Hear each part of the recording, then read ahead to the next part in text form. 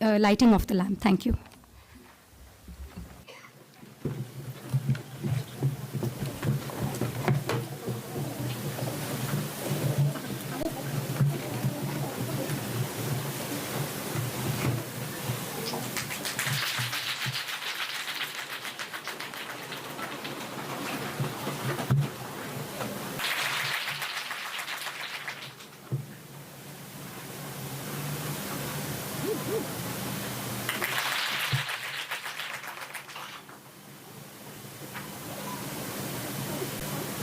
Sort of communication with headquarters, which is otherwise very formal.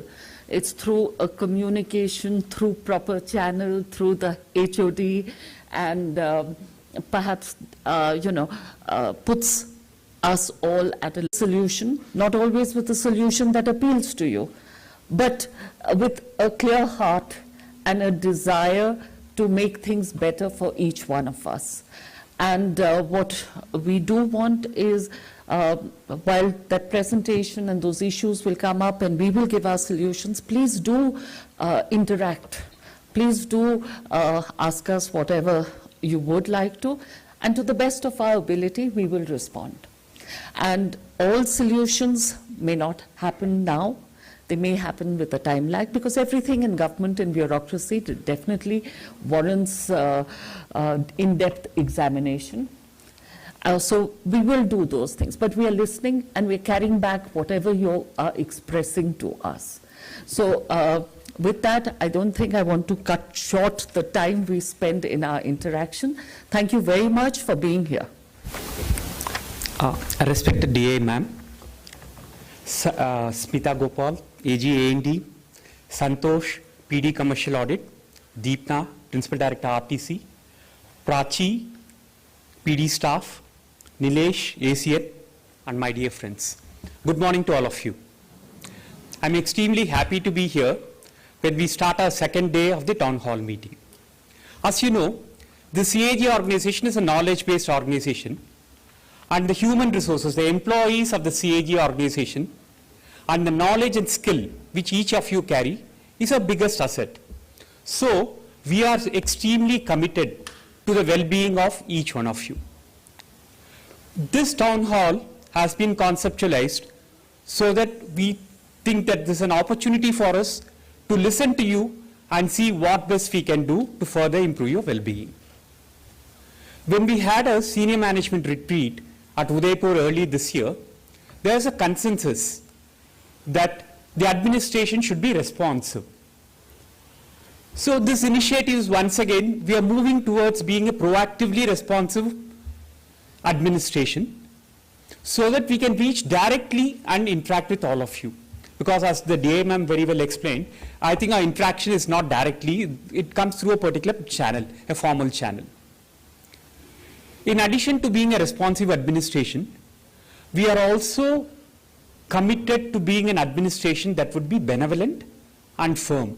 When I say benevolent, we want to do what is the best for the betterment of the well-being of each one of you. And firm in terms of being decisive in taking decision, which means we will not vacillate, we will take very quick and firm decision. And at the same time, we also want to take stringent action whenever there is any errant behavior. That is what we mean by a firm administration. With these objectives, with these three objectives in mind, we are devising a comprehensive framework for assessing the performance of administrative performance of each and every office, which means this will be a framework with multiple parameters to assess how an office is working on administrative issues. The issues range from timely settlement of employee emoluments and claims, welfare measures like recreation hall, library, efficient financial management. So it's a very comprehensive framework. We feel that once this framework is in place, it would provide an opportunity for each HOD also to do a self-assessment and see where they are and what are the areas in which they can further improve their performance. At the headquarters, it will also provide us an opportunity to see what are the areas in which we need to focus, where do we need to put in more money and efforts so that the administration can be improved further. because we feel an improved administration will finally result in better employee well-being and satisfaction. This town hall is very important to us because the success of this town hall which we get would really help us in guiding a future course of action. As ma'am said, this is the first town hall, and yesterday there was lively discussion and interaction. We are very satisfaction. We are all very satisfied. So we are extremely confident that today we'll have a repeat of yesterday's performance with lively interaction from all of you. Thank you so much. Respected Dais and all my colleagues here, very good morning to all. This will be a short presentation of around 10 slides in which we will be actually the first point is already covered in the introductory remarks of respected DI ma'am and ADI sir, so I'll not go into that. And in this presentation we will be actually seeing the recent initiatives taken by the staffing in last 1 or 2 years for the betterment of the staff and our field offices, as well as future plans which we are going to look into, or which we are going to implement in next 6 months or 1 year, or maybe next 4 or 5 years. We will talk about the short term as well as the long term plans of the staffing.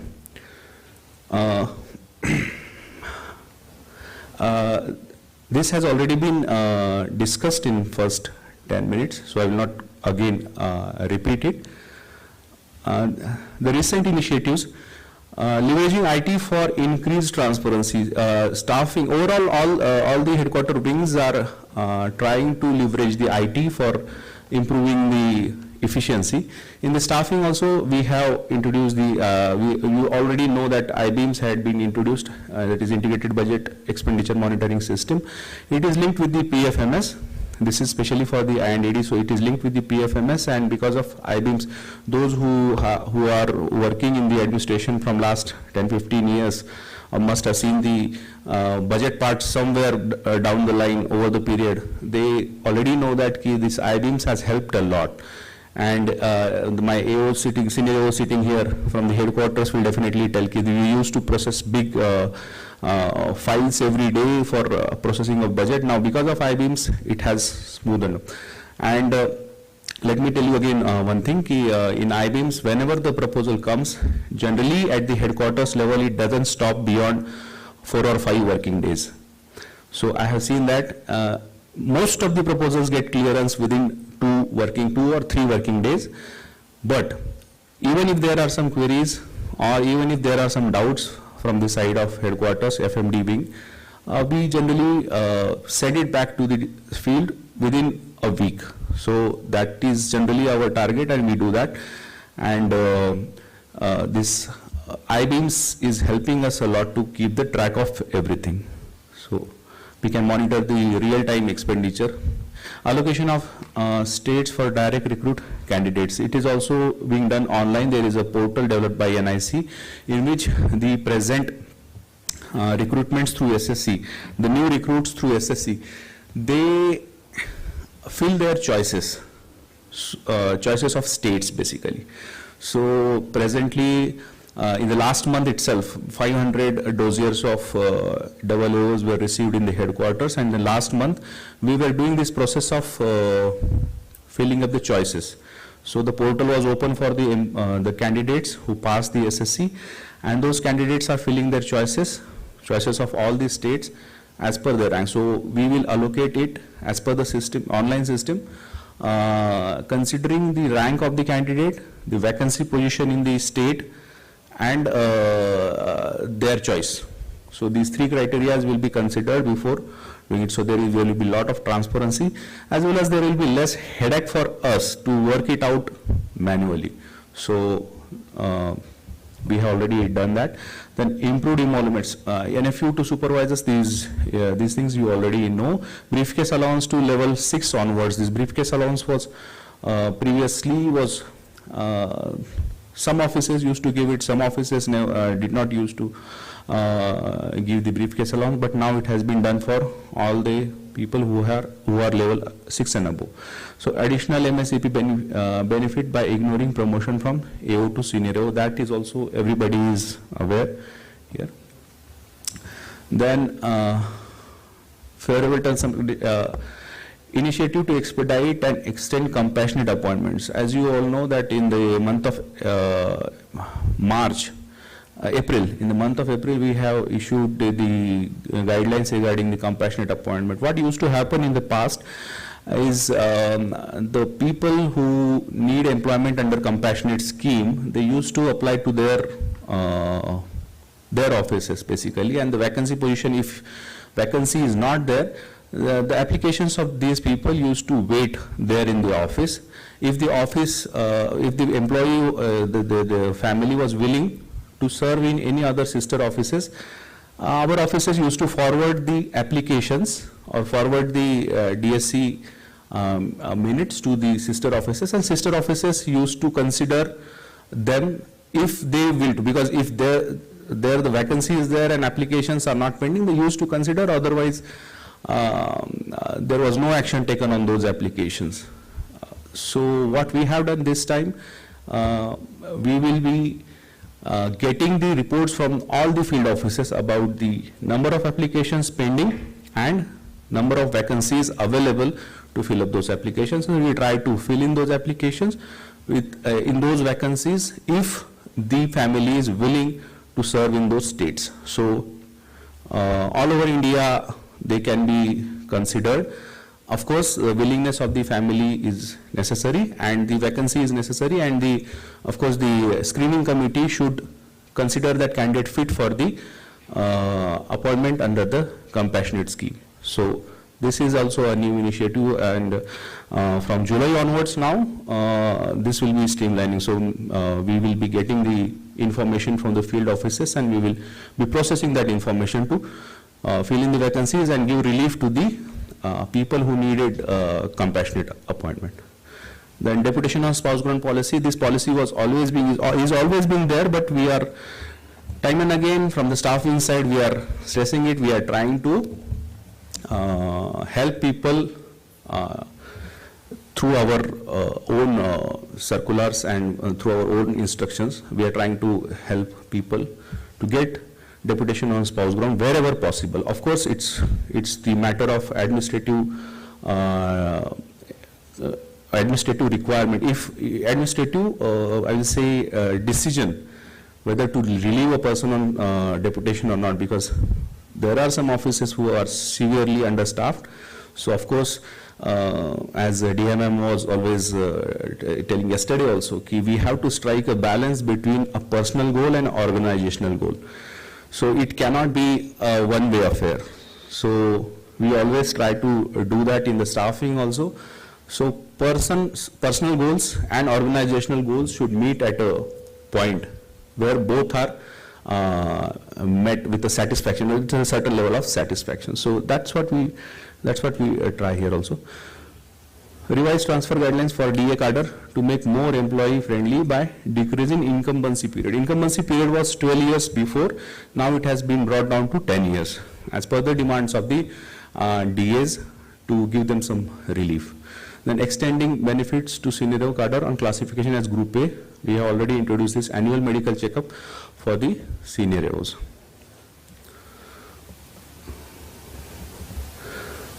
Then to mitigate the delay in promotion to senior cadre, interim relief provided through entrustment of charge to eligible AOs as well as the field offices.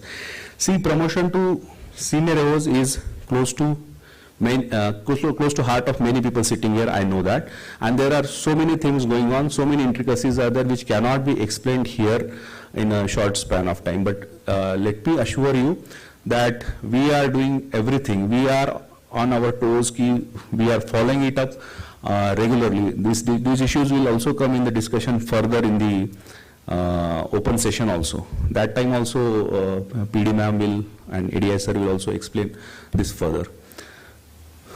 Ad hoc promotion in scenario, this has already been done. Wherever the DPC is convened by UPSC, ad hoc promotions to senior AOs are given. Wherever the DPC is pending or the UPSC has not accepted yet the proposal yet, there the ad hoc promotions are pending. So in some offices you may find that senior AOs are promoted, ad hoc promotions are already done. Those offices are in which the DPC has already been convened by the UPSC. Process started for DPC proposals of combined panel year in 21-22 in consultation with UPSC to expedite the promotion. So many people here must have been thinking, ki, what is so big, what is the difficulty in having the DPC in UPSC, right? So let me tell you, UPSC is not used to handling so many DPCs at one go. There are almost more than 70 cadre controlling offices in our department. So as many DPCs, you can understand, UPSC is not used to this, and they are also under pressure because of civil services examination. Last 2 months, they were busy in conducting interviews of the civil services examination, and that's why they did not give any date for the DPSC, despite following it up at various levels. Even at higher management level, it has been followed up many times. But of course, they also have their own constraints, and we are following it continuously. So be assured that we are trying to do everything possible here.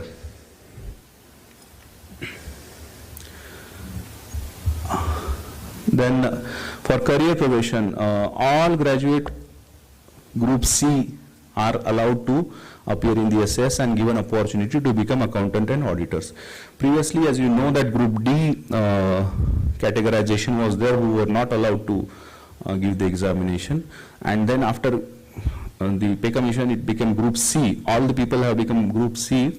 So now the CAG office has taken a stand ki, okay, if you are a graduate, if you are willing to put in your efforts and pass the required examination, your progression will not be hindered only because you are certain category of the employee, right? Like even the graduate canteen staff also can give the exam now, if they are willing to put in the efforts and pass the exam. So,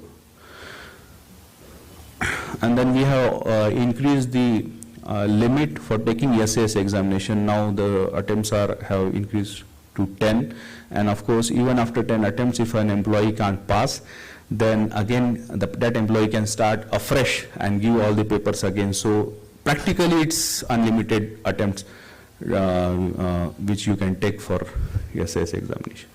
So then increased sanction strength, short-term plan implemented which increased the sanction strength of scenarios. So what we were talking about, there is a long-term plan also, there is a short-term plan also. So we have already increased the sanction strength of scenarios, increasing AAO strength by over 500 posts by restoring the 4% post earlier earmarked for supervisor. So as you all are aware, that in AAO sanction strength previously, in AAO sanction strength 4% posts were earmarked for the supervisor cadre.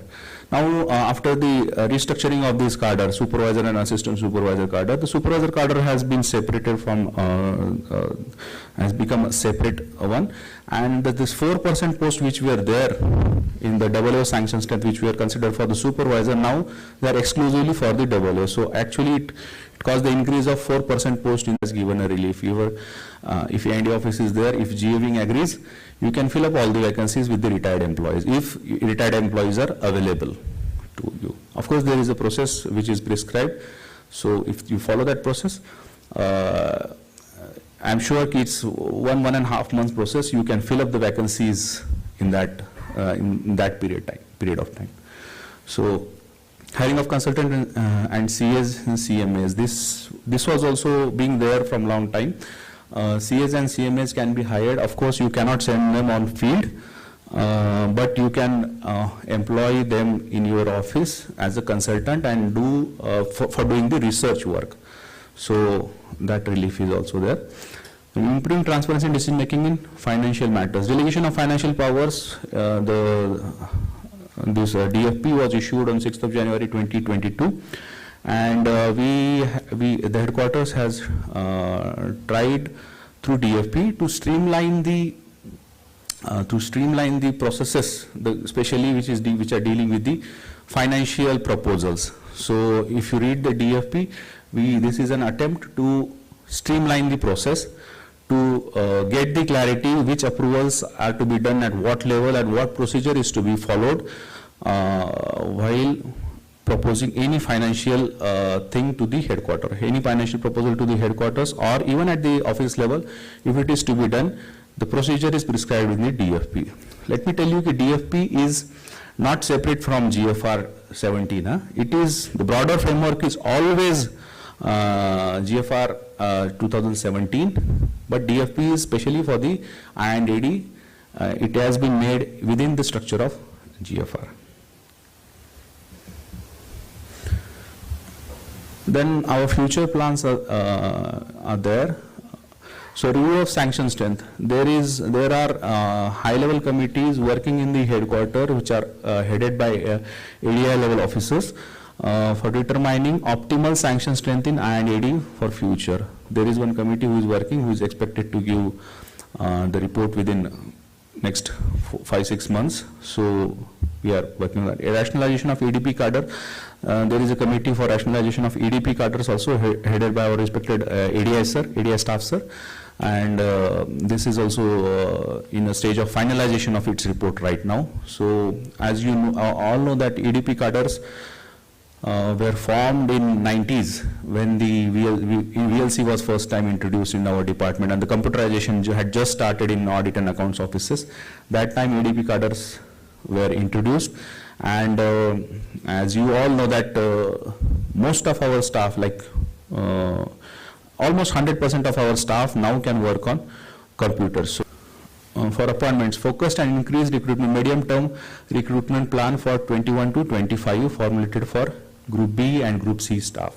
So this medium-term recruitment plan has already been approved by the Honorable CAG, and the final objective of this plan is to reduce the vacancy position in Group B and Group C staff in the field offices below 5% by the year 26-27.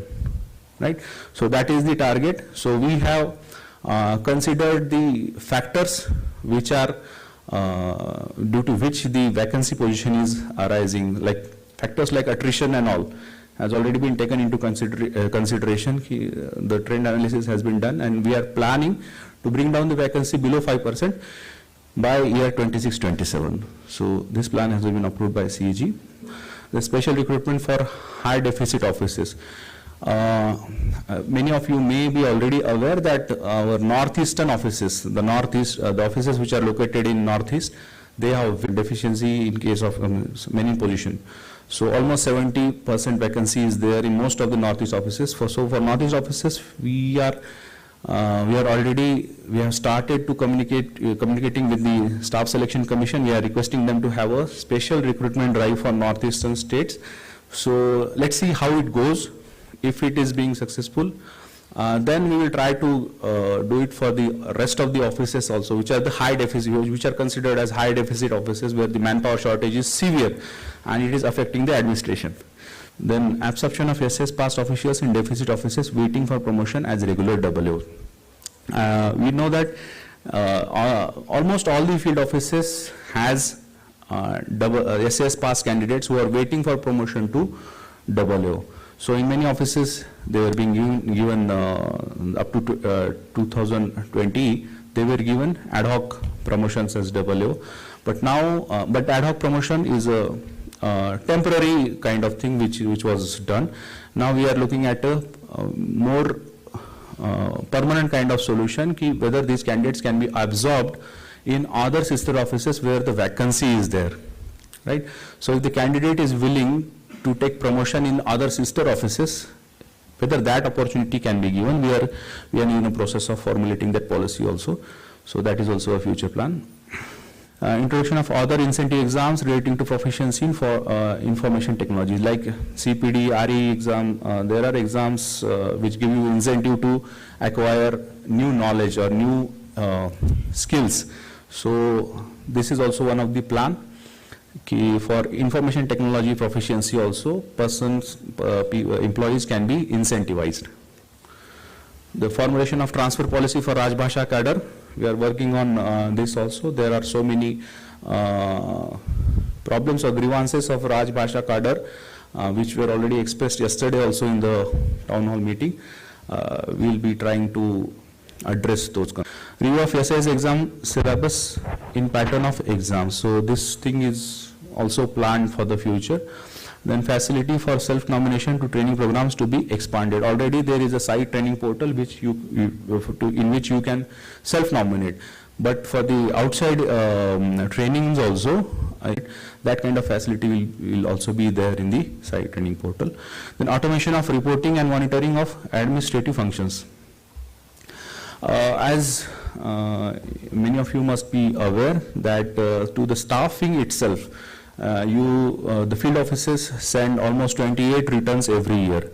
Those are quarterly, half-yearly and yearly returns. The monthly returns are also there. So field offices send those 28 returns. So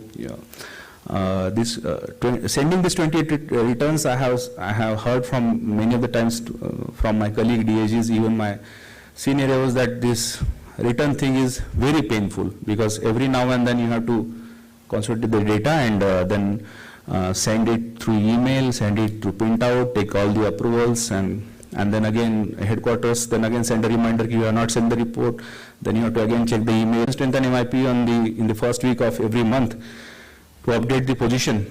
So on the similar lines, we are planning to have one online portal to fill in all 28 reports. So you can log in through your office email ID and fill in the information and click the submit button, and that's it. You need not send the email, you need not send the your hard copy, or you need not follow it. Let me tell you ki if 28 returns is a pain for you, I'll give a picture.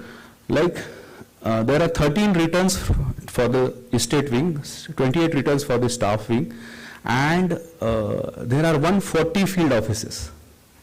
So imagine the load on my senior AOs when 28 into 140. So that kind of returns they are getting on their desk every year. So it is very painful for them also. So I would like to request you ki if they are asking you some information, don't be annoyed at them ki why are you.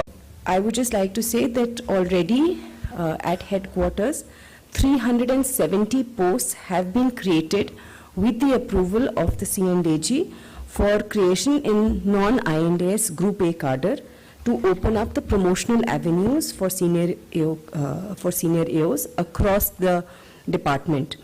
What we are doing right now is trying to operationalize this scheme so that each office there are adequate number of promotional posts, and we are just formalizing that proposal with the detailed terms and conditions of any such career progression. Would anyone please?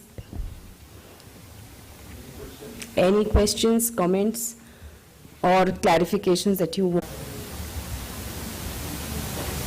Any timeline on that?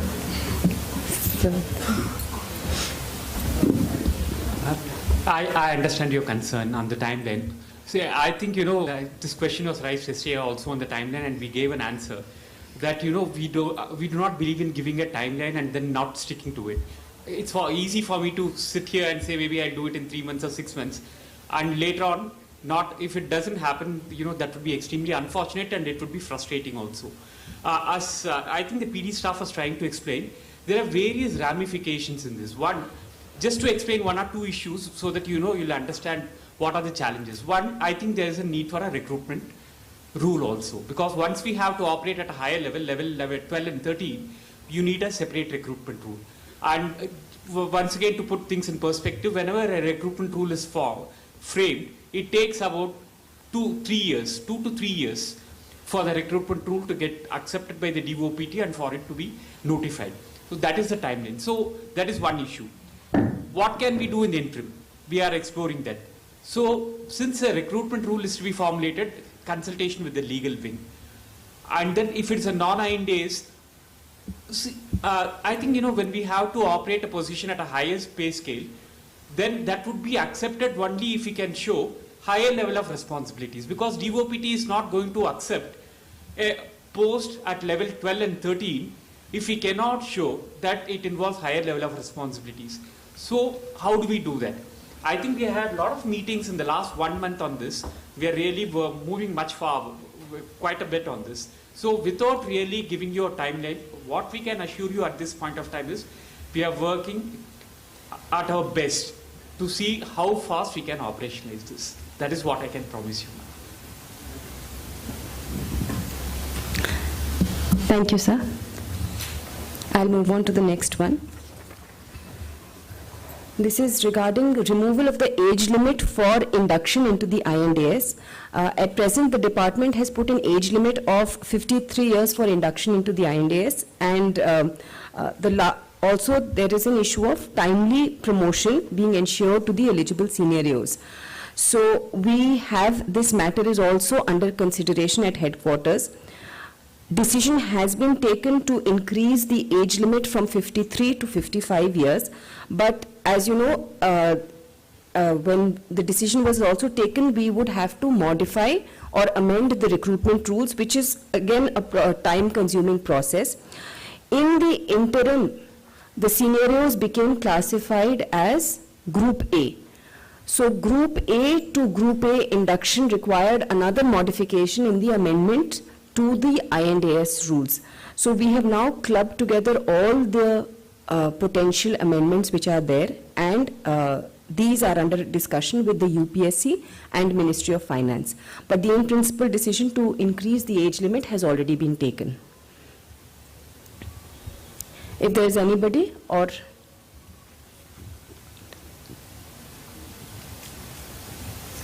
can I move on?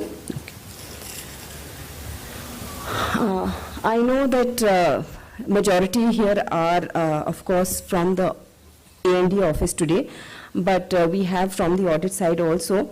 The request in this email was regarding a transfer policy for senior AOs, indicating the maximum years of service at headquarters, fieldwork, and also amongst different offices which are under the same cadre control.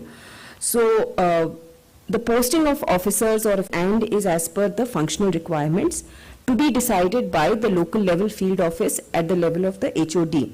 But we are at headquarters would definitely examine the feasibility of such a proposal while we are framing up any policy in this regard in the future.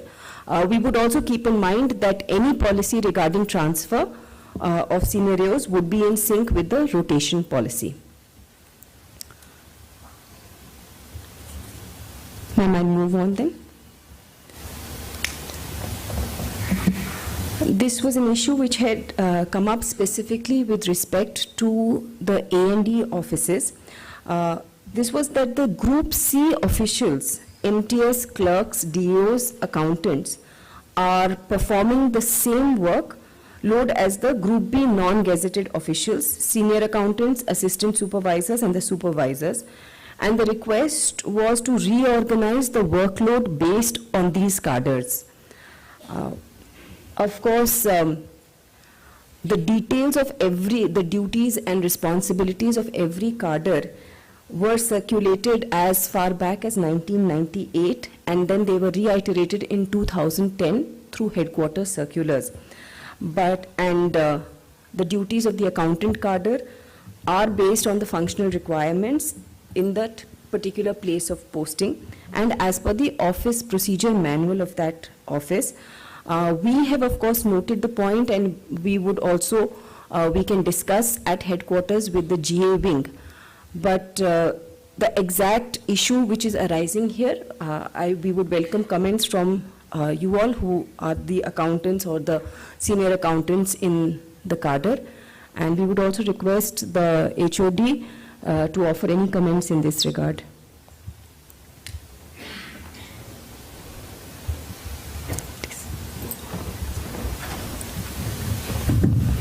Madam, regarding this and supervisors and senior accountants, before promotion, what they were doing, the same work is being continued. And even after getting promoted to the supervisor cadre, there are some instances where officials are still doing clerical work. Okay. In this regard, we had raised it. Myself, I joined this department as an administration operator, and I was allotted the same work which was previously handled by a senior accountant. So this is the issue actually. What are the created?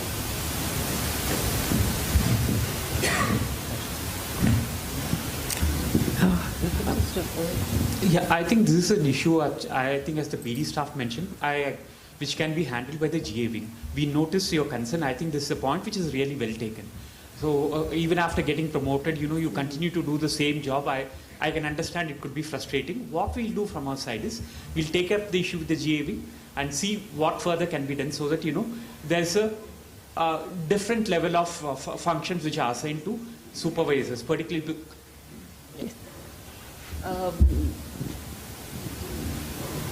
As you're saying that, and as ADI staff and PD staff have already clarified, the point is that when you gain a higher level, you expect to do a higher level of work. So that is obviously not being done, and we need to examine it. The whole staffing in A&E offices is being examined afresh. So that will also, we'll ask them to include this aspect of the quality of work also, not just the quantity, but the quality of work. Thank you. Anybody else? Thank you, sir. Thank you, ma'am. The next issue is related to the audit offices. Minimum number of headquarters days may be assured to all the field personnel, and they would like that to be based objectively on quantification of data which is collected from all the field parties. This is another very important issue which has been formulated, and it is work-centric. But at headquarters also, we do acknowledge that all employees would have personal commitments which require them to be at their home station, and we would request the HODs to consider this issue while preparing the audit plan. And if anybody has from the NAB or from the other audit offices, if they have any issues regarding the formulation of the plan, please do comment on the issue, and in case the HOD also has an issue. Good morning, everyone. I think in a MAB office, we are definitely making a plan very unbiased manner. We are giving equal days of outside tour to all the parties. So that way how I'm ensuring. And also we are giving a bit of a additional leverage to all the ladies officers who are there, because they have different concerns, different issues. So more or less we are trying to address the issue. Yes, some people who want to stay all the time in Bangalore, that is a bit difficult because they are in the audit office. And we have our offices spread all across. So though we are definitely giving them a bit of a concern and the issue, but 100% is not possible, because you look at the other person also and the other colleagues you have with you. They will say, man, sir, you are being favored to them, or you are bringing about favoritism or something. So that way, we are trying to definitely look at and address both the issues together and in a very well manner. So I think most of the officers are only going maximum 1 or 2 months outside the Bangalore or the state. Basically, it's mostly Bangalore. So most of the time they are spending the time in Bangalore. So, and they are doing their, and we are not actually monitoring also each and every one what time they are coming or what time they are going. So we have given a bit of a leeway there, so that they can address their home concern or issues as long as they are able to carry out their work which is assigned to them. So our main concern on that is just the work. That is the focus I at least as an HOD like to put on it, rather than looking at it and monitoring in each and every time what they are doing. So that is the only concern which I actually have been putting it on the record, that work is the most important thing and rest we can manage it. And we will try and balance their personal and professional issues together. Thank you.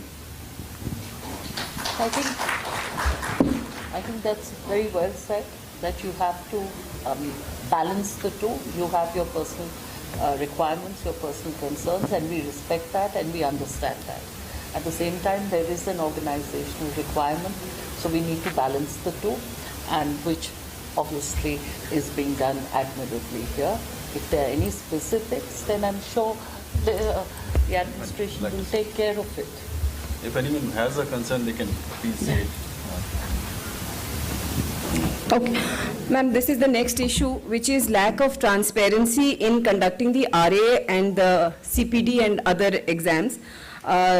The grievance which was raised was that the process of conducting and announcing the results lacks transparency. The question paper and the answer keys are not provided to the candidates, even despite filing RTI applications, and therefore they are requesting for some action in this regard. So we have looked at the issue, and we would just like to bring, as you know, that these exams are conducted in multiple choice question, MCQ mode.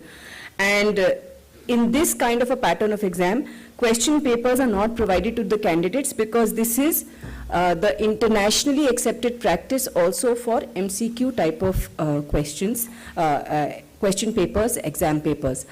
That is our view. If anybody would like to say something on the issue, please do.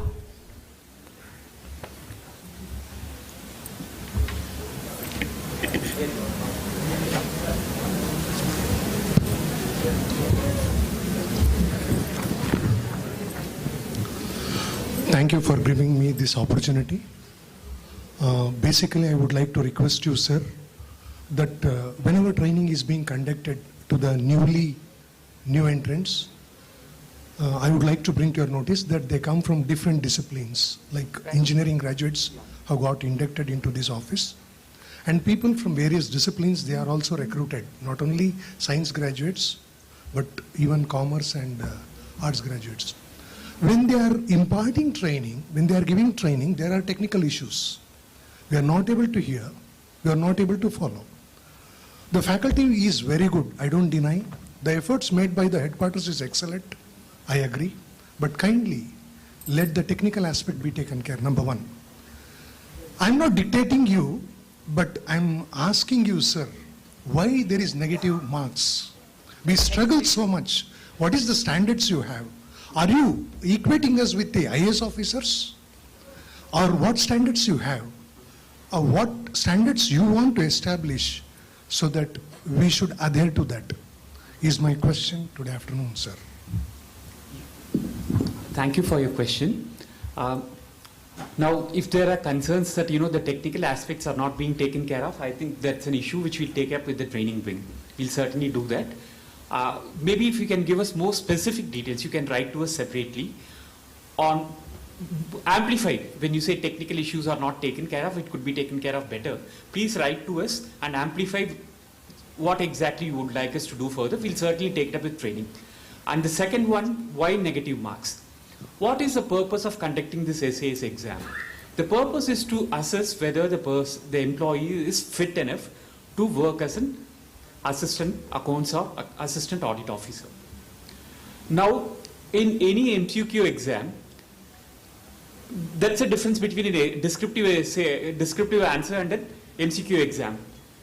In a descriptive, unless you know the answer, you'll not get full marks. Here, you may not know anything about it, but still you can do a guesswork and you can score marks. So to avoid that, there's a practice that negative marking is kept. We are not equating you to IAS officers. Even if you take any entrance exam, NEET entrance exam, you take the NEET entrance exam. That is only for graduates and undergraduates. For getting admission as graduates, even there is a negative marking. So once again, there are two different streams of exam patterns. One is an essay type and the other is an MCQ. When we decide to follow the MCQ, there are some protocols which we have to necessarily follow.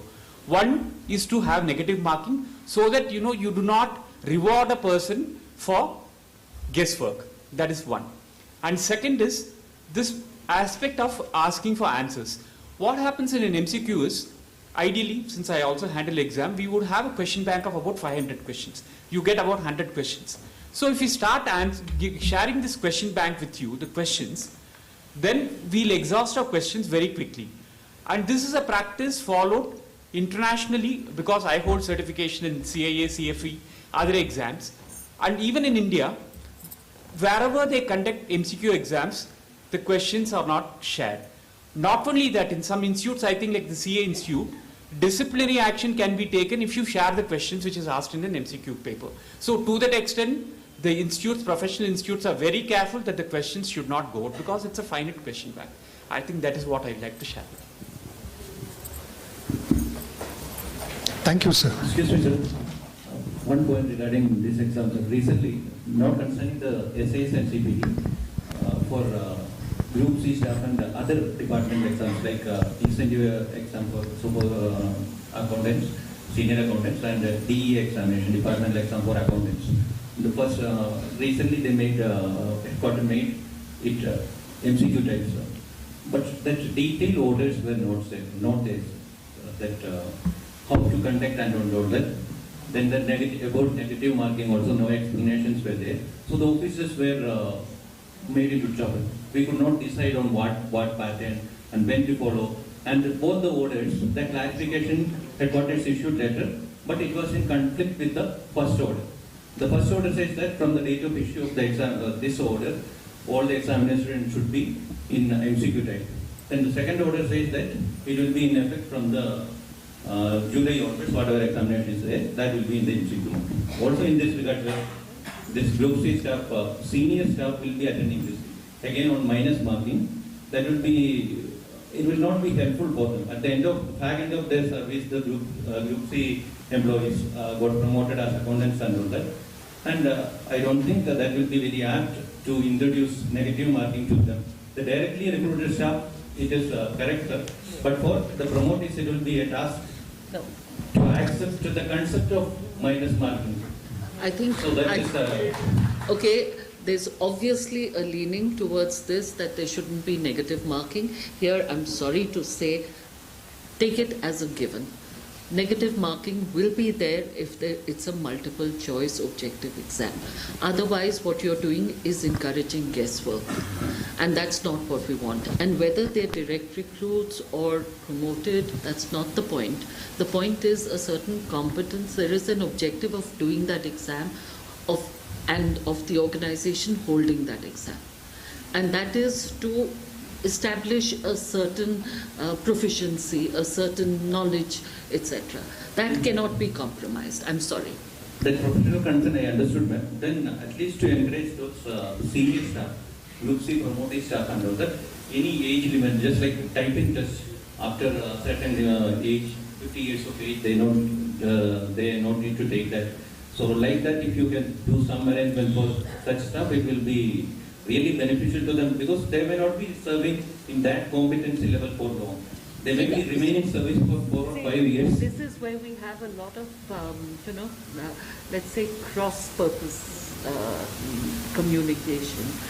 Like you talked about distinguishing quality of work at different levels. Then if we lower, and say that everybody can, irrespective of performance, do it, then how do you enhance the quality? We can't do that. So there has to be a balance, and again I reiterate, which I have been doing since yesterday, ADI's words of wisdom, you have to have a balance, okay? So it's the personal requirement, and why are you assuming that they will not be able to do it if they put their minds to it? Why are you assuming a certain incompetence level on their part? That's a fact, ma'am. I'm not...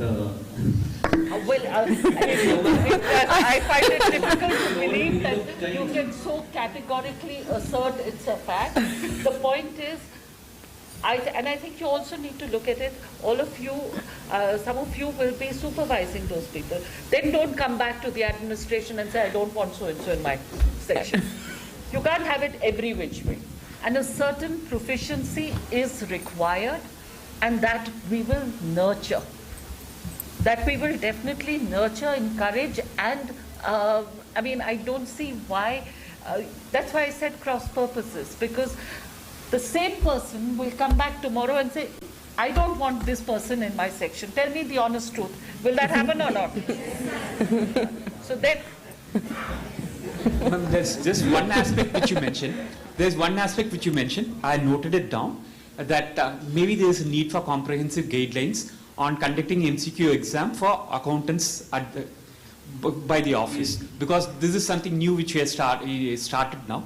I noted it down. We'll discuss it in headquarters and we'll issue comprehensive guidelines so that there is no inconsistency between different orders. And we'll do that. Thank you. Thank you.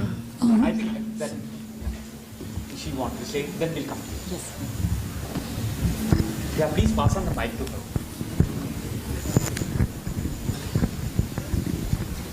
Hello. Sir, you were speaking about the transparency of results and examination. Basically what happens is, you said that there's a question bank of say about 500 questions or something. So obviously you have 500 answers with you ready.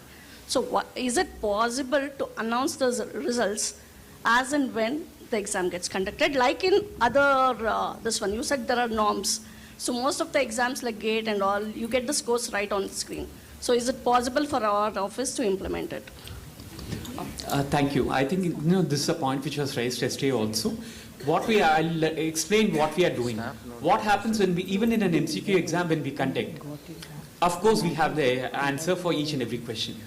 But what we also do sometimes is, we do a data analysis of all the exams, all the answers. So with the analysis, sometimes we have found out that maybe, very high percentage of people do not answer a particular question correctly, which means there is a problem with the question itself. Either the question has not been written correctly, it is ambiguous, or there is a question which is amenable to more than one answer. There is a high possibility because the question is vague. So in such cases, from our data analysis, we have found out that there are few, sometimes it does happen. So in those cases, we take a lenient view. All this also takes some time. And in addition, I think there is one paper which is descriptive. So that takes time. So, one or either, how do we announce the results? Then for that paper which is descriptive, it is going to take us time because it has to be evaluated, then it has to be moderated at a higher level before we announce the result. So that is why it is taking time, but I think your point is well noted. We'll go back and examine as to how faster we can announce the result and whether we can even announce the result immediately as soon as you take the exam. We'll explore it. Thank you. Thank you, sir. Good morning, sir. So there are a couple of points that I would like to make. One is sometimes the questions are not from the syllabus. What I mean here is, let's say public finance, it says the questions are to be, you would have to ask questions from the current year's budget and economic survey. But we had about 15-20 questions from 2017-18 last year. So, and questions like how much is the money allocated? It's not like concepts wise. So that leads to cramming figures. Agreed. Completely well taken, and ADI is heading a committee which is looking into the structure of the exam and the quality. We are aware of it, and we are definitely addressing it. Yes, ma'am. The second one is sometimes we have the same question repeated in the same exam. So either we get it twice right, or we have to leave it out. So, some committee which goes through the question paper before it is published, it will be good. Completely agree. Absolutely. Thanks for bringing it. Third one is the IT paper for CPD 6.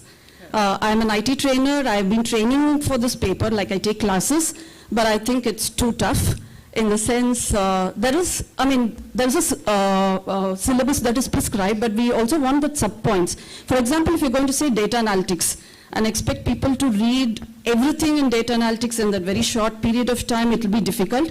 And especially for the A&D staff who do not have much, they're not exposed much to information systems audits. And that is a very tough paper. Maybe like for A&D, there could be another paper, or maybe it could be watered down a little bit. Are you talking of CPD 6? Yes, sir. Yes. Okay. Note it down. We'll just go back and examine it. Sure, sir. Thank you. And, Thank you. Since, as you say, that you are a trainer, and you obviously feel about this, just hand us a little paper with your suggestions on what would be an ideal syllabus. Sure, ma'am. Thank you so much. Yeah. Good afternoon, ma'am. This is regarding CPT exam again, ma'am. Actually, there is some gap between the CPD 2 or CPD 3 exam, CPD 1 and 2, 3. Can the gap be reduced so that retiring employees can also take it up? Prachi, you have this. This was. It's an issue which is coming up later. I think 1 or 2 slides later it's coming up again. Oh, But this I think we can respond to it. Basically, you know, this earlier the gap was more. At present, it is 4 plus 4 plus 3, so which is 11 years. Now, typically, our department is a knowledge-based department, and the employees have to be abreast of the newest occurrences, events, or documents in that particular area. If we reduce the gap, then the whole objective of the scheme, which is continuous professional development over the career of the employee, would not be met. While yes, it would definitely result in quick advance increments, but it would not help our employee to be abreast of the newest knowledge and developments in the area over his career, his or her career. So 11 years we considered that fact, and we found that 11 years is okay, 4 plus 4 plus 3. So of course, because the scheme was introduced in 2011-12, so CPD 3 was held for the first time only recently, and definitely certain employees may not have had the benefit of this thing. But at present we would not be able to reduce the gap further, because squeezing all that knowledge into say 2 or 3 years would not fulfill the objective of the scheme. Thank you. Yeah. Oh. This is regarding SS exam. We have to study like government accounts through GAR, JFR and AG code for accounting general. But as I am working in GE group, I don't have any practical knowledge regarding government accounts, how they are formed. So practical training should be given to those who are taking this exam. Sir, if I can just mention, while of course you are this is for. They don't have any knowledge of how government accounts are formed. This is for specifically the SAS exam for government accounts. Sir, I'm just inquiring because the training for the WO probationer should involve rotation to each wing. So I think this is one aspect which definitely the HODs have to take into consideration, that the probationers are given hands-on practical experience, and maybe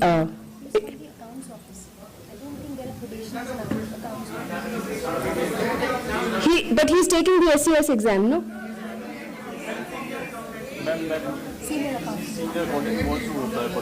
He wants to try for it.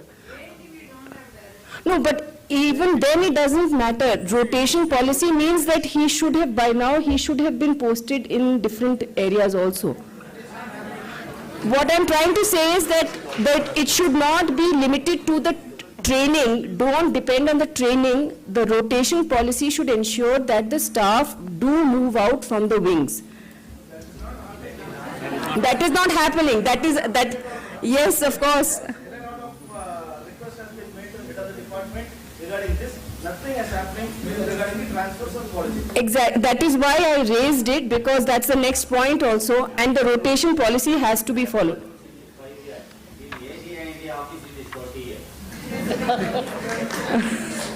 Nilesh, you wanted to say something?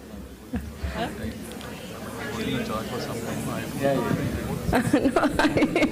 Actually, the point about the transfers, inter-wing transfers, that is a separate thing which should not be linked with the examination, because the question which was there, ma'am, was he is not getting the practical exposure, so he can't clear the examination. Let me tell you, I was IND's probationer.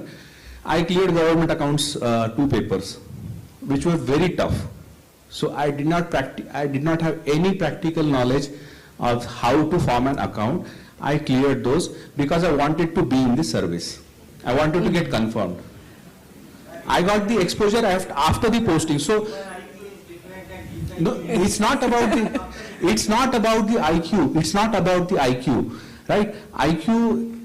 See, if he is in the government service, he has a basic IQ which was required to get into the service.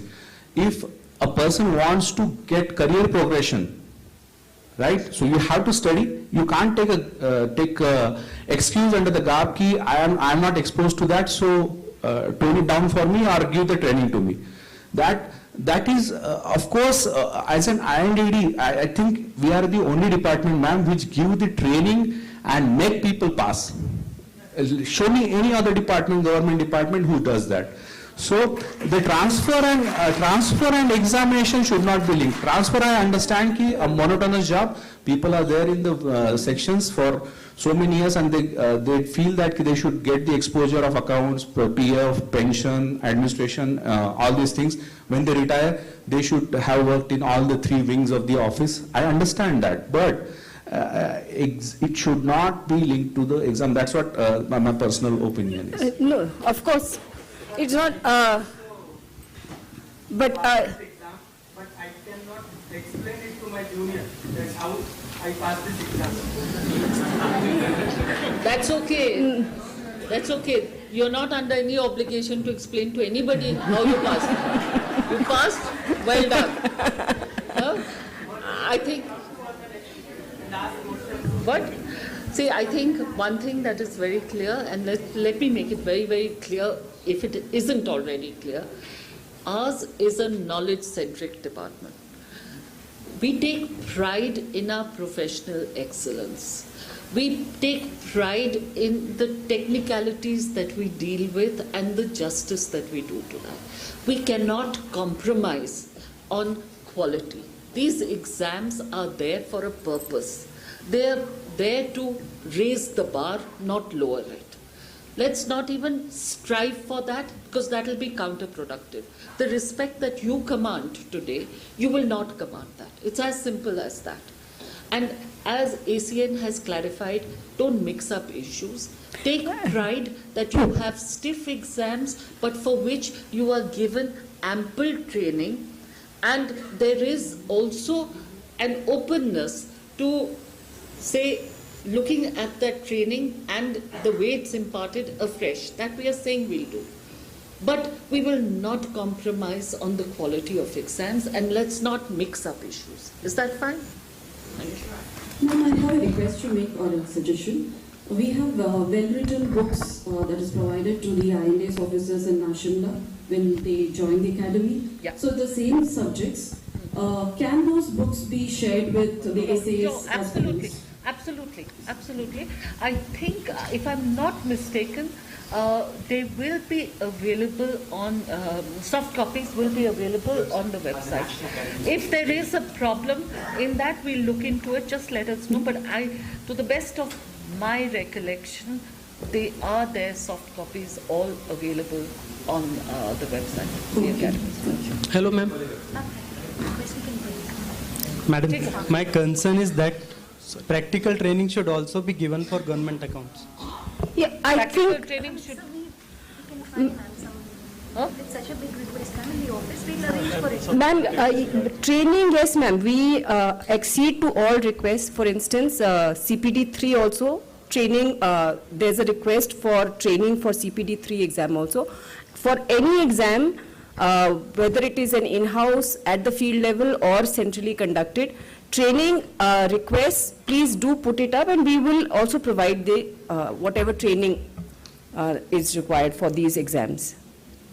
Hello ma'am, ma'am मेरा question SS exam को लेकर है. SS exam ma'am हमेशा postpone होता रहता है. SS हो गया, आरई हो गया, दोनों हमेशा पोस्टपोन होते हैं. और उसकी वजह से क्या है मैडम, ये जो इसका रिजल्ट है, रिजल्ट क्या ऑनलाइन होने के बावजूद भी रिजल्ट 3 महीने के बाद ही आता है. उसकी वजह से हमेशा पोस्टपोन होता है. तो अभी मुझे 4 इयर्स कंप्लीटेड हो चुके हैं, लेकिन उसके बावजूद भी मैंने अभी सिर्फ 2 ही अटैम्प्ट्स दिए हैं एसएस के.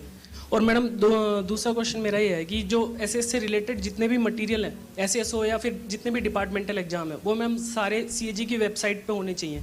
तीसरा क्वेश्चन मेरा ये है मैम, जैसे कि मैं अभी डीओ हूँ, हमें भी क्या है फील्ड पार्टी में जाने का मौका मिलना चाहिए, क्योंकि मैम हम भी क्या है AAOS का एग्ज़ाम लिख रहे हैं. उसके बाद क्या है मैम, हम एग्ज़ाम क्लियर करने के बाद भी हमें कम से कम 2 साल लग जाते हैं फील्ड की नॉलेज गेन करने में. हम अपना उतना इनपुट दे नहीं पाते. अगर हम पहले से ही फील्ड में जाएंगे तो हम क्या अपना इनपुट अच्छे से दे सकते हैं. अभी आप कहाँ पोस्टेड हैं? MAB बैंगलोर, हेडक्वार्टर्स में. Ma'am, You want this? Ma'am, you are the one who has been demoted to auditor? No, sir. I am DO, sir. You are DO? Yes, sir. Ma'am, he's a data entry operator. So data entry operators, normally as a policy, we are not sending them on the field. But it is up to the headquarters if they want to decide and then. But sometimes we do it, we are still attaching them to the party so that they can discuss and have some knowledge. I think that's a good idea. That's a good, yeah. Ma'am, you want to say something? officially the constitution and composition of an audit party is defined, AOWs. They also have responsibilities and they also have the accountability for that. Right. Probably attaching a DO for the sake of giving experience may be difficult. Or we also have, they have their own responsibilities, DOs have their own responsibilities and we have vacancies. But most importantly, their responsibilities do not encompass audit. So that may be an issue. No, but what we can do is that focus on the training part. Yes, ma'am. Where we have practical training with, the audit paras, the way we do in Simla. Yes, ma'am. Where we give a case, so we can expand the nature of training that is imparted. Yes, ma'am. We will, when we will communicate with training wing for that also, so that whatever training is being given for the SAS examinations, especially for practical aspect, because if he's got a point where he's saying that I'll pass the exam, but I have no experience and no idea on. Yes, ma'am. So it is actually a little detrimental for us. Yes, ma'am. We will have an inexperienced. So if we'll definitely see if we can, as the preparatory training, we can include a little module on practical audit training. Coming to your point on making available the resources online, that's a very good point. If it's not already there, we'll definitely make sure that it is. Ma'am क्योंकि इतनी सारी website है ma'am, पता ही नहीं चलता genuine कौन सा material genuine है कौन सा नहीं मैम, हर कोई अपना अपना डालता रहता है अलग अलग. अगर CAG वेबसाइट पे होगा तो हमारे लिए इजी होगा थोड़ा. अच्छा, तीसरा पॉइंट क्या था? I think the third issue was about the delay in conducting exam and postponing it. Yes. Okay. I think regarding the postponing exams, I think maybe it was postponed by a month or so, by a short period. That is largely because I think from some officers there are requests for postponing the exams, and so that's why it is done. And I think the other point is that the results are delayed, declared after 3 months. Yes. And it's already explained to you what is the process we follow. And I also made a promise that we'll go back and examine and see whether we can announce the result faster. We'll certainly do that. Okay, And sir, he said he had only 2 attempts. So 2 exams in 2020 and 21 got cancelled, but that was because of the COVID pandemic. That's not a normal practice of the department that we cancel SAS. Thank you. Welcome back. The next issue was regarding the periodical arrangements for training cum examination for the Kannada language to newly recruited employees. So the request was that periodical trainings should be organized in-house for the newly recruited employees.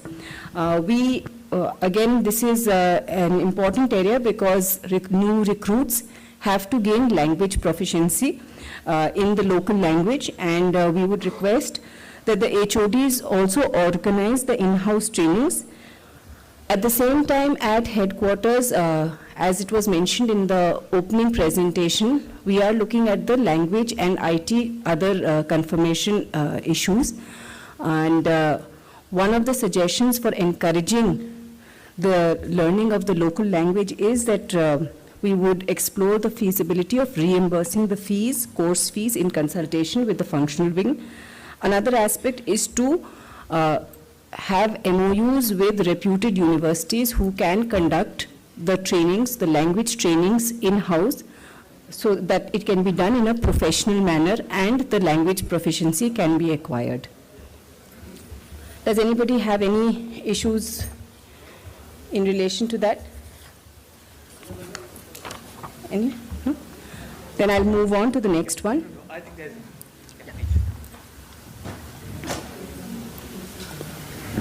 They get the certificates that they have passed, but they are not competent enough. Nothing they would have learned. I don't know how they get the certificates and practical knowledge we need.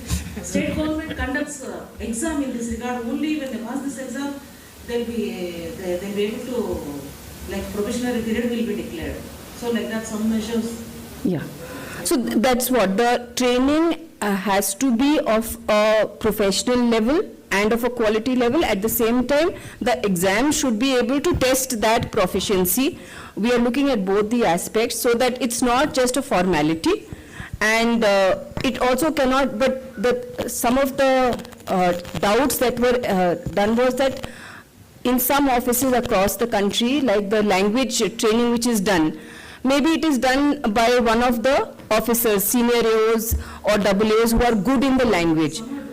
Some are doing that, but it is better to do a more professional, adopt a professional standardized approach. So we are looking at the feasibility of all these measures, because we cannot expect somebody to learn the language just like that. So we will encourage them also, that is by reimbursement of course fees from a reputed institute. Madam, I have a point to make here. While this recruitment process is going on now, you say that you are going to hire more number of people through the Staff Selection Commission. I think CAG, using his constitutional this thing, can ask Staff Selection Commission to tweak the examination pattern in such a way that the local language proficiency also is included in that. The Reserve Bank of India is following that this thing for the assistance exam. And I have a copy of that application form if you want, where they have included the local language proficiency. I think that's why. Maybe it's just keep that. You know, our recruitment is mandatory, done through the Staff Selection Commission. Yes, madam. I think my point is to request the Staff Selection Commission to include this local language proficiency in the several tiers you have. You can add one more tier to this while selection process, while going through the selection process. I think this is a point on which the staff, if you look at the recruitment rule also, I think this language proficiency has been added in the new recruitment rule, revised recruitment rule, and it's a separate one. And I think the staff selection is saying you do it. And if you see the recruitment rule also, done by the accountant general or something, I think the word language test conducted by the accountant general. So I think, you know, the staff selection, even conducting the exam would become difficult, and there is a Supreme Court order also which says that equal opportunity would not be there. Suppose, you know, if there are 1,000 vacancies here, and then I test in Kannada, then a lot of people may not be, you know, it would be disadvantageous to a lot of other people who are not from Karnataka. That we cannot do. There is a Supreme Court judgment, I think the Radhesham case, which says very clearly, you cannot do at the level of recruitment, you cannot do this. That's why subsequently after joining, we are kind of asking people to acquire proficiency in the regional language. So at the stage of examination, we cannot put in this But what is happening is all those people who come from other states, they just want to go back, or they want to stay closer to their home, and they take leave quite often. The process of work is hampered to a great extent. We recognize these problems. Yeah. We recognize them, but again, these are things that one needs to work along with. I think, as the DMM has been saying before, that there are some issues which are just beyond our control. Because I think, you know, once again, as a Government of India entity, we have to work within the parameters of the DOPT rules and regulations. So the exam has to be conducted by the Staff Selection Commission, and they are not in a position to conduct language proficiency because of the Supreme Court ruling. Because at the stage of admission, at the stage of entry, you cannot have these barriers. So subsequently, that's how we wanted to work around this, and then started this language proficiency for confirmation.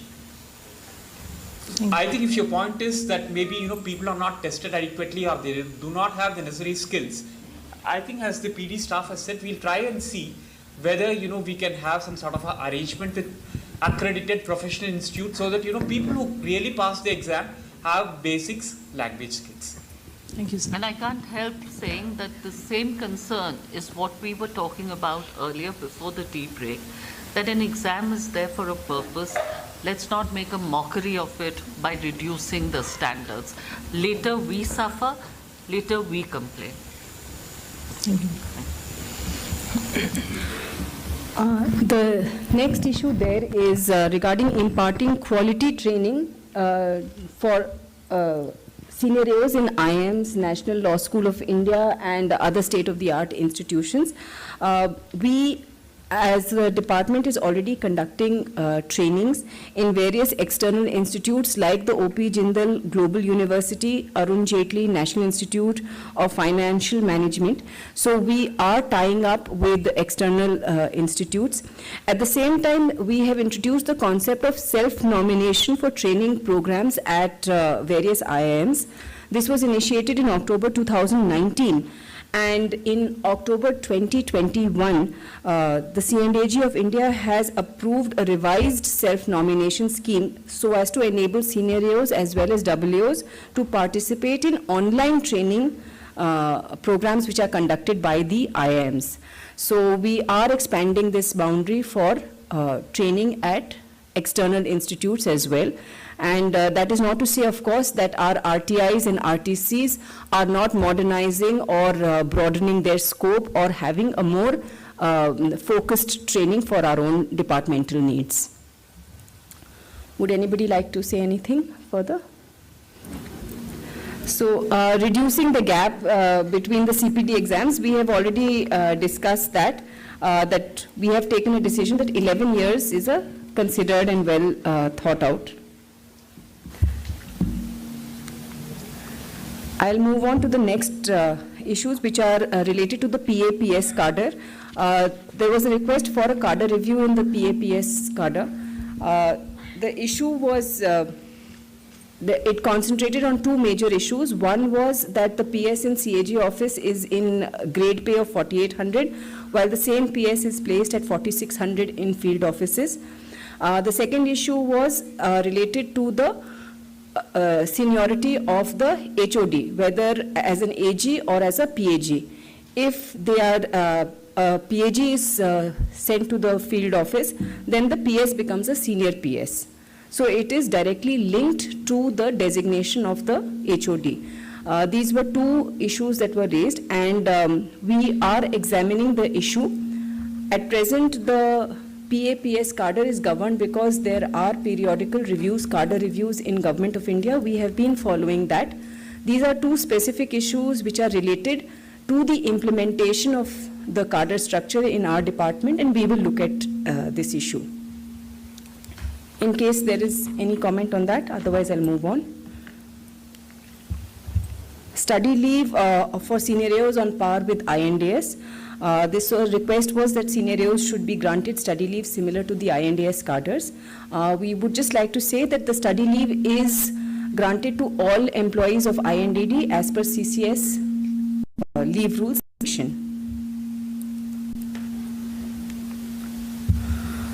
Another issue which was raised was regarding the selection of scenarios for posting to the overseas offices at London, KL and Washington. The request was that the postings appear to be solely based on interviews conducted by the CNDAG office, and the results of the interview and the criteria are not made public. So we would just like to say that there is an entire process for selecting the scenarios for these posting to overseas offices. The process itself starts with a recommendation by the HOD. The HOD would go through the APRs and the service records before they actually nominate or recommend somebody for an overseas posting. Thereafter, shortlisting is done at headquarters office based on criteria which are all professional in nature, which basically include the APRs and the service records. And after that, an interview is conducted and the results declared. So in case, the process is, it is not arbitrary or discretionary to that extent. If anybody has any questions or they would like some clarifications regarding this process, please do feel free.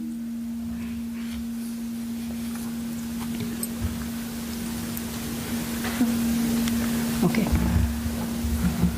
Then this was a request that after the overseas postings, the work, they should relax it for working at CAG office for 3 years. The 3 years should be relaxed. So we just like to say that CNAG office is actually manned almost 90% by people, staff on deputation. So the policy in this regard of keeping it for 3 years is well thought out, and the tenure is also fairly reasonable. So we don't think that we can reduce this any further or grant any relaxation to that extent.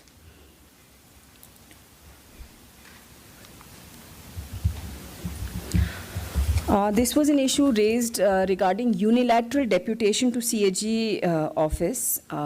There have been some instances, according to the email, where the services of AAO probationers and other staff of field offices are sought in CAG office, and they are selected without following the due procedure of inviting applications.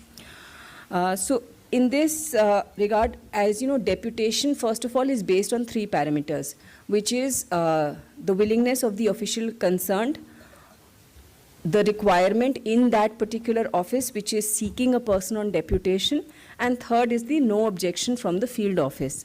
So in certain circumstances, there are people who have been identified because of their skills or because of their experience to man certain posts, and the process for deputation, which involves seeking the no objection from the field office, which involves getting a willingness from the official concerned, is followed, and only then, after the concurrence, after getting the vigilance clearance and all other certificates, is an order for relief issued. If there are any specific cases which have come to your notice or where there is a grievance, please do feel free to tell us. We would look at it. But the process itself is well specified, and we are also following it.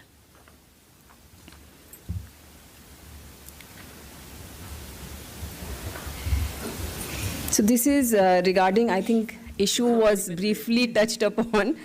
That person has said that there are officers who have been working in the same section for more than 10 years, and even newly recruited staff are working for more than 5 years. And request is that the routine transfers should be extended to all officers. Of course, posting is based on the functional requirement, and it is looked after, the rotation is looked after by the HOD. But we would like to know your comments on this issue specific to your offices. We have all the 5 offices here. Please do feel free to, in case people are willing to stay or not. Please. This issue has been brought up before the ad-hoc-aao many times, that by rotation staff should be transferred and posted to other groups, but nothing has happened so far. No, I think this is actually something that is very desirable. There is an optimum time, which is a learning curve. The HOD could perhaps consider, a sort of intervening period where you have somebody new put in and the transition is smooth. But I think this is important because besides everything else, especially people who work in pension group and group remain there. Because then they become experts. They become experts, but that's why I'm saying we can have that intervening overlap period where somebody is being groomed to take on, so that the work doesn't suffer and the person also can move into another field and get exposure. Nothing further? Okay. So this was a request that based on the local language, department may follow transfer of senior AOs on personal request to their native states so that they perform well in their native state. Unilateral transfer has been stopped by our department almost 20 years back, and it has a lot of multifarious and adverse ramifications, so at this stage we would not be able to accede to this request. The next issue was regarding the delay in ad hoc promotions to the SAS past officials, and the request was that ad-hoc-aao has been given till December 2020 examination, but thereafter it has not been granted since August 2021. It was requested to look into the same. We have examined the issue, and giving the AAO ad hoc promotion, we actually found that neither was it benefiting the organizational interest nor the individual interest. Organization, because they continued to perform the duties of a lower post, and individually they are not getting a regular promotion. So things like NFU, seniority, etc. are adversely affected. So we are trying to look into a policy which will hopefully give permanent absorption to SAS past officials awaiting AAO promotion due to want of vacancy in deficit offices. So this will help both organization as well as individual employees.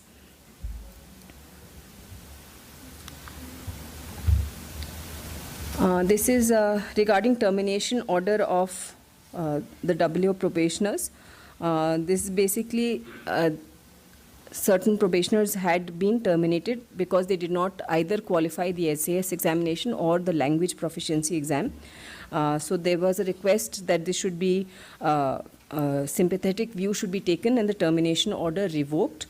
As regards this, the AAO probationers have to pass the departmental SAS exam and the regional paper within the probation period, which is 2 years is the regular period, extendable to 4 years. Senior AO promotion has not happened, ma'am. I request a clarification on that and the status of promotion. Yeah. So the AG A&D proposal had some issues. We had finalized the proposal, but from 30th March, UPSC was not accepting any proposals till about, I think, 25th of May. Because they were preoccupied with the civil service examinations. We have submitted AG A&D Karnataka to UPSC. We are awaiting a date for the DPC. Most of us are to retire, madam, in 1 or 2 months and 1 or 2 years also, and they are retiring without the... I am hoping that they will give the date, because now UPSC has to give a date. We'll AG A&D Karnataka, we have been following it up with the UPSC, so I'm very glad. Panel, madam, can I request which panel, which is next panel? DPC 2020. Yeah. Panel year 2020 is the one which has been submitted to the UPSC, for which the DPC will be. 21, ma'am. 21, we have not received a proposal. We are processing 21 and 22 together, but Karnataka A&D has... proposal will not be, till 2020, so the identification of vacancies will not be there. But 21-22 has not been processed as yet. Absolutely, absolutely. I think, we all really feel sorry. See, I think, this scheme of Group A status to SAO, that has had whole lot of, it had very wide ramifications. I'm not very sure whether when this decision was taken, all those were thought of. Once it became Group A, the promotions, the DPCs will have to be held through UPSC. The UPSC was able to do only about 50-60 some number of DPCs in a year. In our department itself, we have 79 cadre. So just imagine the amount of additional work which the UPSC had to do. So at the highest level, the issue had been taken up with the UPSC. They are also saying that they are getting additional staff to do it, doing our department on a priority, and this doing DPC for 21-22 is also because of our interaction with them. They are saying, okay, now we'll do DPCs for 2 years together. At my level, I had spoken to the secretary UPSC, and from ma'am's level, chairman UPSC has been addressed. So from our level, I think, at all levels we are taking concerted efforts. Their hands also seems to be tied. And as the PD staff was explaining, they didn't give dates for 2 months for holding. What happens is, once the panel proposal is submitted, they'll have to first give us dates for the DPC, which had not happened for about 2 months. Now, I think for two DPCs they are given dates now? 3, sir. Three now they are given dates. So I think the A&D office Karnataka has also gone there. So for the panel year 20, we hope to get the dates sometime soon, and then 21-22 for all the officers we are sending combined proposals. And also, I'd just like ADI to elaborate one more thing, that getting the date, DPC date, and the DPC being held is one part. There is a follow-up which is that you need the presidential sanction. So that is why ADI staff came up with this idea that at least in that intervening period, since the DPC has been cleared by the UPSC, there can be that ad hoc senior AO. So that is his initiative and Madam's initiative to push.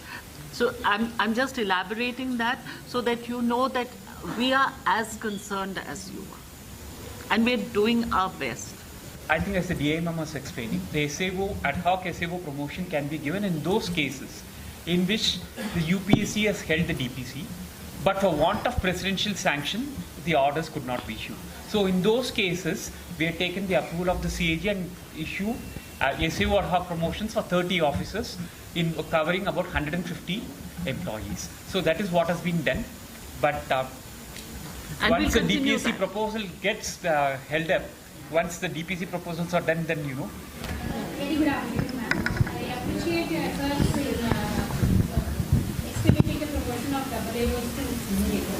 I am from NED Bangalore, where is commercial trader. So I cannot comment on the process of promotion, but the impact of delay in promotion, I would like the office to address the issues with that.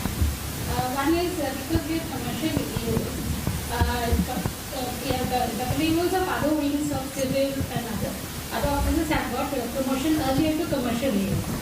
We were also not given the chance of getting an SAO order promotion, due to which commercial AOs lose the opportunity of seniority and all India risk. I would like you to address this. Subsequent to 2019 order on merger and MACP and CAG order 2020, there are two illustrations on how to calculate MACP for SAOs. Illustration 5 and illustration 6. Illustration 5 pertains to people who were SAOs prior to 2019, where they are given to MACPs on completion of 20 years of service since they got AAO promotion, and 20 years and 30 years of service. 20 years MACP is given at 11, and the third MACP at 30 years is given at 11, 12. However, illustration 6, which relates to people who get SAO promotion subsequent to 2019, the calculation is quite different. We get a NFU is considered as a first MACP at 11/9. Then our second MACP will be 10 years since I get my SAO promotion, not since 20 years from my AAO service. And the second MACP is given at 10, and third MACP is given at level 11. So there is discrepancy when you see in the same cadre across same senior AO. This will also require you to gain promotion. No, two things. The order which had all the illustrations, you are of the view that there is an inconsistency in the two examples which were given. We have examined those two examples and we do not find any inconsistency. I don't know whether your office has sent, because offices had sent it to us, and even one association, National Audit Federation, had also sent us this issue. We had clarified that there is no discrepancy in those examples, but it would be helpful if you can send it to us on the email for the town hall. We will again look at it in case you are raising a different issue. Whether it should be related to the delay in the senior AO promotion, I'm not very sure. I don't think that would have an impact on that. In the sense that, I mean, it will have an impact like any delay would have, not this specific delay. And the first issue regarding the seniority, basically the impact on seniority, which is for induction where all India seniority lists are prepared. I understand that that the SAS, it is the SAS date which is taken there. It's not the senior AO. It will only be impacting the eligibility condition on when you become, but seniority list will not be impacted. And I think to that extent there will be maybe some 5 or 6 months difference in the eligibility conditions. So but we'll take a look at what you're saying, and of course we'll also see if there is any possibility of the impact of this delay. So this transfer policy for WO's commercial. So there is a policy in place which since 2010, transfers are made in consonance with that policy and administrative convenience. Obviously, the vacancy position in whichever office, because the burden of vacancies has to be spread out. So the transfer policy is subject to all those administrative exigencies. Rotation. Okay. Ma'am, one question, ma'am.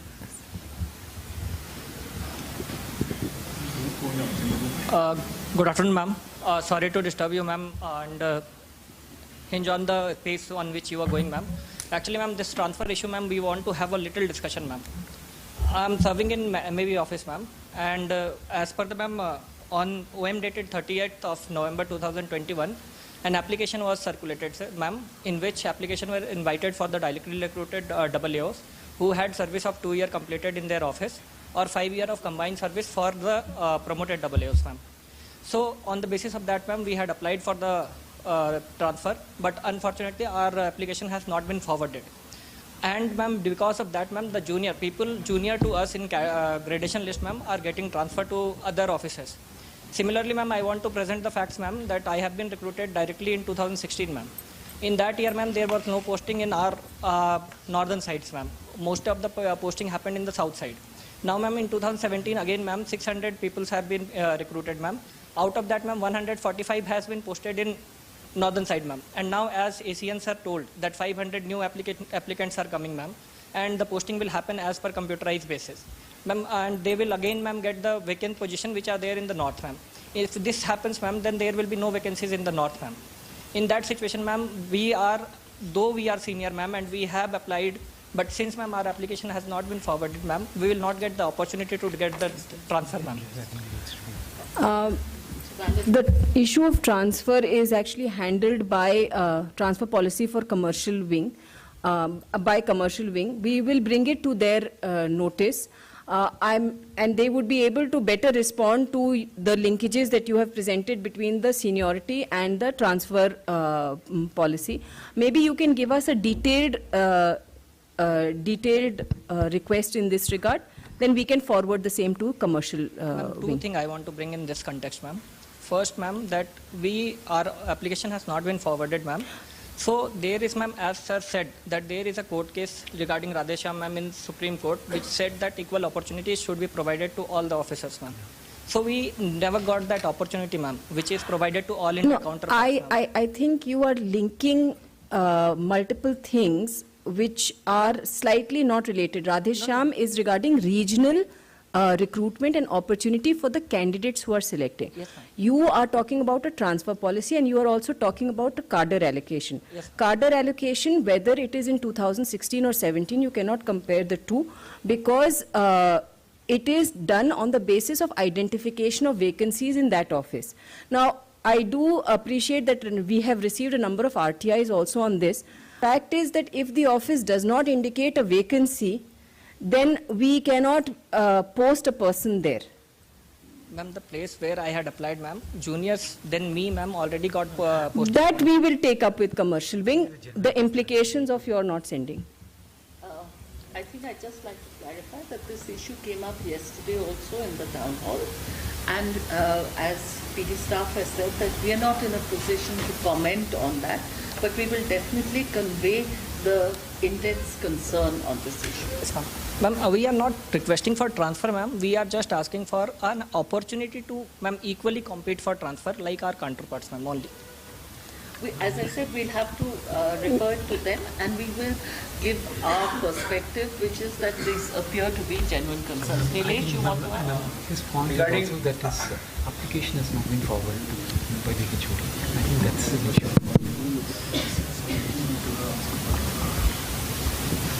Regarding 500 new recruits, the placement of those recruits in the different offices, we asked for the vacancy position to the concerned offices, the concerned cadre controlling basically, where are the vacancies. So one of the cadre controlling is DG commercial in case of commercial cadre. So we will ask them, and we will convey the views of you that if I place a newly recruited person in a vacant position, then the already waiting candidates who are waiting for maybe different reasons. These reasons are not known to us. These are known to your cadre controlling authority. So I will convey your views to the cadre controlling authority. While conveying the vacancy position in different offices, they should take this into consideration, whether any pending request is there to already, based on different ground, maybe medical, maybe spouse. Yeah, can I That they just can say give on us that? a- they can Ma'am, give us first a of all, detailed- the policy of shifting people in 2 years is not very good. Okay, by the time I do a training for the officers or WOs, they have moved out. So it is, we have become actually a training ground here. Every 2 years people are asking to move out, and then we are getting the new people. So that cannot be the process. So that's why I had taken a call, because this year 17 people, more than 50% of the people want to get transferred. So it's virtually impossible for me to act on it. I spoke to the headquarters also, and then they said, okay, leave it, and then we'll see slowly. Because and this year we also have additional responsibility of doing an audit for certification audit for the ordnance factory. So we have a additional this thing. So I just decided probably I'll not forward anything, because 17 people, either I forward all or I just reject all of them. So I think we can, we'll bring it to the notice that maybe they can, after 5 years or whatever, their seniority in the base station, that should not be impacted. That, so they will look at it. Okay. Excuse me, ma'am. In addition to that, my colleague has told, I'm also from MAB Bangalore. See, means previous year our application was forwarded. This year was not. Previous year, same case was there, and 21 applications were sent and 5 were transferred. So this year only 17 applications are there, and it has not been transferred. I think that... And I want to just a submission from sir. Sir told that it's a training ground, but whether we serve in Bangalore office or any other office, we are serving IND office only. Yes, it should not be a concern. Okay, I think let's not proceed with this discussion for no other reason but the fact that I'm not in a position to respond to it. Okay, what we will do is convey this in a very holistic fashion to the commercial wing in headquarters. We will let them know that people are requesting, so then they can discuss it with your HOD and see whether all the requests should be forwarded to them and taken on board, or it should be staggered. That I will leave between your... Yes, madam. Actually, if it is delayed, that our position, main position where we are So desired that's why I'm stations. saying we will communicate all this to commercial wing. It's their prerogative. They know what their, let's say, professional commitments are. So they are in a better situation. They also know who are, what are the other requests, what are their pressures, etc. So we will communicate. Some points I'll just summarize, and if you still want to add something, please do so. What we will communicate to them is that there is a general concern that influx of new people will lower your probability of moving back to a station of your choice, number one. Number two, wherever you serve, you have been equipped and you will take those skills transferable, and the SAI India will benefit irrespective, right? These are the twofold points. We will communicate this to commercial wing, and then they will take a call in conjunction with your HOD. And the third part was, of course, conveying that that you have a concern that about transmitting your request, right? Yes, ma'am. Actually, we are not wanting that. Means it should be immediately. At least our representation should be there, so that we are in wait list. Okay. We'll communicate all these three aspects to commercial wing. All right? Thank you so much. The next issue was regarding time-bound rotation, which we have already discussed. This is regarding the delay in release of the SAS pass departmental candidates. So commercial wing had conveyed that it is one cadre control, but number of offices spread across the country, which is why it takes them some amount of time to get all the details, and the entire procedure requires 2 to 3 months. In comparison, a civil audit office is located there itself, and there is only one cadre control for that. So, and one office also corresponding to that. So, therefore, the process is a little faster. Nonetheless, we would also be communicating to commercial wing that the process be expedited. This is regarding the legal issue, summoning contributors of paras for witnesses. We have become aware of the issues, legal issues pertaining, which are corresponding in the A&D offices, and we will also take it up. Discussion has already happened on the taking up the matter with legal wing as well as with the chief secretaries. I request for extension of MSCP benefit to the AAOs who are refused for AO promotion. Actually, we became eligible for the S11 only after the issuance of CAG order in June 2016. Subsequently, up to 2011 or 2019, there has been so many administrative changes, including merger of SO, AO, SAO cadres. And then in 2020, there was another circular wherein we have stated that the erstwhile services of SO, AO also to be considered, and on completion of 20 years of service, the second accreditation could be given. Only the reason for us for not giving that was we had refused the AO promotion. But for senior AOs who had refused INA promotions, they have been given the benefit of MACP as a one-time measure. So I request the same may be extended to the WOs who have refused the promotion. Ma'am, this request has been received, and decision was already taken for those, for the senior AOs who had rejected INDS because it was an unforeseen event. Along the same lines, we are examining it, but we will again, within the rules, we will have to just see. As far as I understand, it is already there at our office, but if it has not come from your office, please do. Yeah, okay. It has already been forwarded from your office. Non-guested officials given only 3 upgradations. So when a person has a service, say for more than 40 years, so a person should get another upgradation also, right? Why is it denied to them? It's only 3 upgradations which are given. 3 MACP scheme is 3 upgradations. Yes. So. But what if a person has service of 40 years and he's got promotion as accountant? That issue is actually coming up because of our, we are counting the date of recruitment or section officer. Actually, many of our senior AOs will have a long period where they will not get, almost 9 years where they will not get any financial upgradation. But hopefully with the career progression that we are doing to level 12 and 13, they would not require, we cannot change the MACP scheme, but if we have other career progression. But you're talking about senior AO cadre, I'm talking about non-guested cadre. No, but he's asking about accountant. 40 years of service. For example, if a person is appointed as an accountant and he gets at the age of, say, 21. 21, so... And... say 21.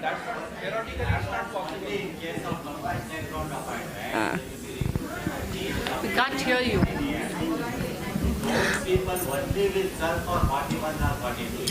Ma'am, I think if there is no specific case, a hypothetical. Because now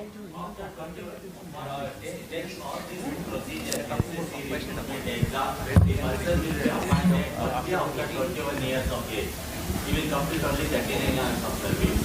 Those who are appointed and compassionate appointment, they will be recruited at the age of 18 to 20 years. In those cases only, they will be completing 40 years. Exactly. It comes only to those persons, they only will complete 40 years. All others will be recruited. Yeah, exactly. Only in compassion. That is very... Because 21, otherwise 21 it will...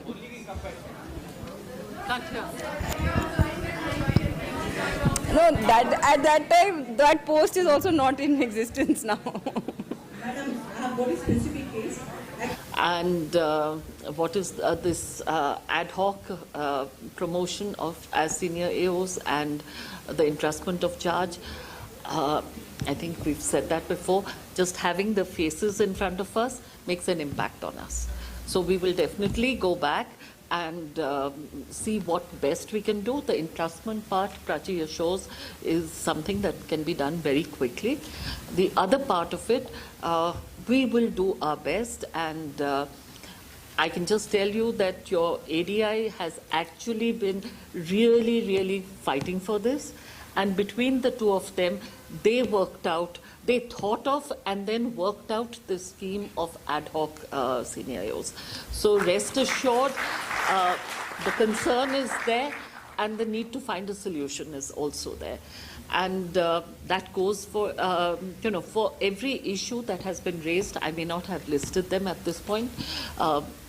Every one of them will be assessed seriously, examined if necessary afresh, and whatever is possible within the contours of guidelines and rules, we will do the best for everybody.